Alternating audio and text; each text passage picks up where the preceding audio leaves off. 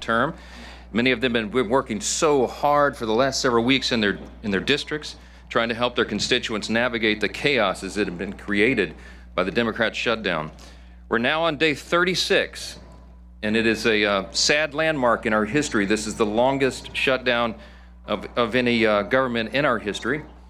And they've also made history in a number of ways, which we've recounted every day in our daily press conferences. Remember, this is the first time in the history of America that any party has had the audacity to close down the government over a totally clean, nonpartisan continuing resolution.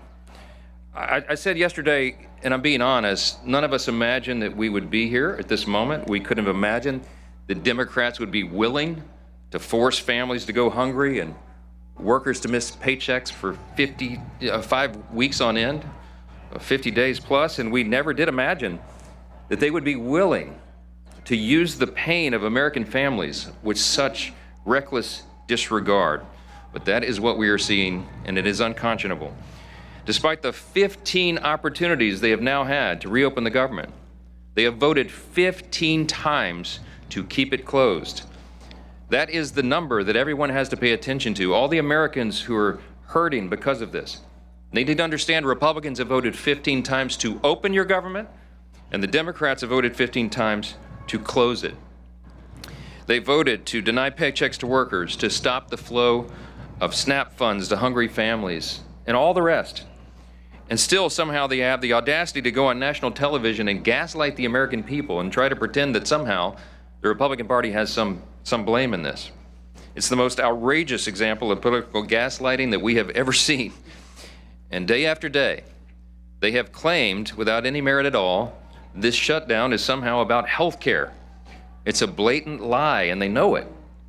They tried to string together two totally unrelated issues: the expiration of the Obamacare COVID subsidies and the basic funding of the federal government. Those are two totally distinct things.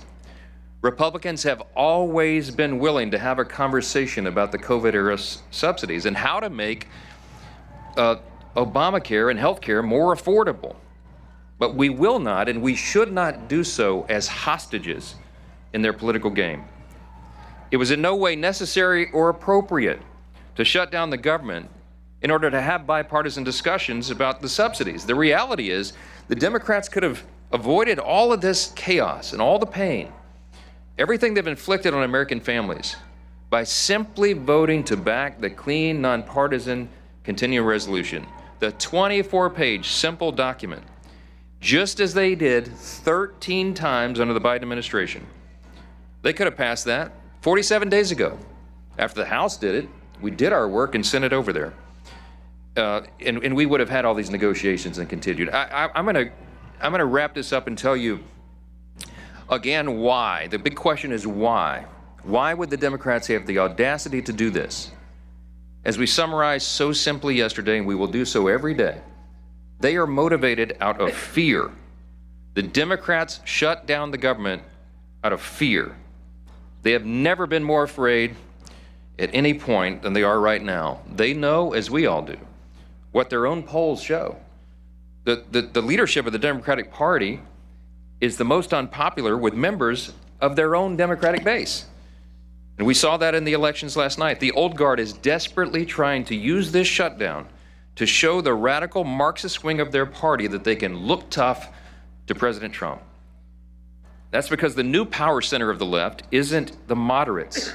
It's the AOCs and the Bernie Sanders and the Mamdanis of the party. It's the activists who believe capitalism is evil, who disdain the founding principles of their own country. They claim that the salvation of our nation will be brought about by bigger government and more bureaucracy. Look what happened in New York City last night. For the first time in American history, an avowed, openly proclaimed socialist has been elected as the mayor of America's largest city. Zoran Mondani is without a doubt the biggest win for socialism in the history of the country, and it is the biggest loss for the American people. He is truly a committed Marxist.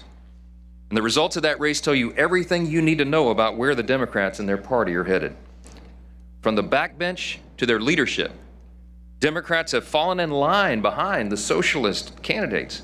Hakeem Jeffries, as you know, is the highest ranking Democrat in the House. He gave his full blessing to Mamdani and his socialist agenda. Chuck Schumer, the highest-ranking Democrat in the Senate and the highest-ranking Jewish leader in America, flirted with endorsing Mamdani all the way to the bitter end. Never mind the fact that Zoran has embraced anti-Semitic rhetoric and promised to arrest the Prime Minister of Israel if he visits New York City again. And then there's President Obama, who called Mamdani over the weekend to extend his praise and act as a sounding board for the young socialist. You can't make this stuff up. The man who made healthcare unaffordable with his own socialist scheme is advising the man whose false promises will surely make life unlivable for millions of New Yorkers who cannot afford to flee the city. As we said from this podium every morning, we talk about Mamdani for two reasons. It's a bellwether, because House Democrats, many of whom represent districts with much less blue than New York City, have embraced him with open arms. And because his brand of Marxism is truly a bellwether for the Democrats nationwide. We pointed out that other major metropolitan areas in the country are facing the same threat with candidates similar to Mamdani. And we're going to continue to call out their effort to mainstream and normalize socialism and Marxism in America. Working families watching this play out have a right to know that socialism and communism are not just confined in New York City. They are quickly coming to a town near you unless you stand up and let your voice of common sense be heard. While Democrats hitch their wagon to the socialist agenda, Republicans are going to continue to act in good faith on behalf of hardworking Americans. And we will remind a new generation of Americans about the painful and inescapable realities of history. We'll have much more to say about this in the days ahead. There were no surprises last night. I'll just summarize on the election, and then I'll yield to some of our sophomore stars here. There's no surprises. What happened last night was blue states and blue cities voted blue. We all saw that coming. And no one should read too much into last night's election results. Off-year elections are not indicative of what's to come. That's what history teaches us. By the way, it's worthy of note that Zoran Mamdani himself only received a little over 1 million votes, 1,036,000 votes. There are 8.3 million residents in New York City. 8.5 million actually is the number, I think. So about 12% of the city voted to turn their city over to the communists. We'll see how that works out. The lesson is that common sense Americans have to stay informed, you have to stay engaged, and you have to vote and let your voice be heard. But back to the urgent issue of this moment. Unlike our Democrat friends, Republicans know there's no prize for the milestone we've hit today.